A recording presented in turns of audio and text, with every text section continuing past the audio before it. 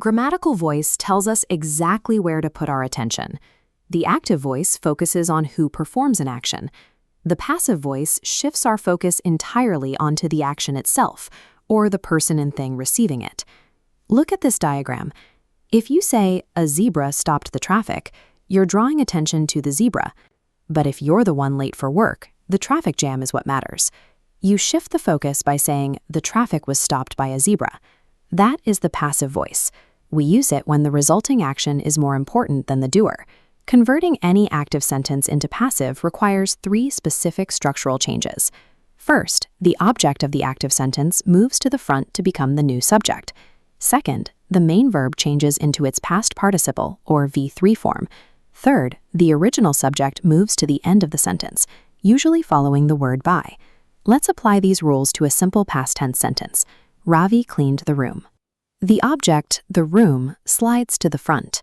The subject, Ravi, moves to the end to become by Ravi. The main verb, cleaned, drops down, and we add the past tense helping verb, was, to support it. Our result is, the room was cleaned by Ravi. Mastering this basic crossing over pattern gives you the mechanical foundation. Every other past tense passive conversion is a direct variation of this exact formula. In this split-screen diagram, our active sentence is, "She did not write a letter." When moving the subject pronoun to the end, she becomes by her. The negative marker attaches to the new helping verb, so did not becomes was not. The result, a letter was not written by her. Negative markers remain attached to the helping verb, and pronouns must permanently shift their form to sit at the end of the sentence. In the sentence, "they were painting the wall," changing painting to a V3 participle loses its ongoing nature. So we detach ing and attach it to be, creating being. The main verb becomes painted, resulting in, the wall was being painted by them.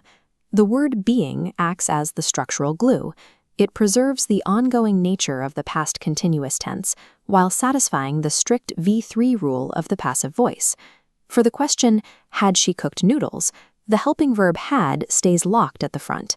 We swap the subject and object, turning she into by her.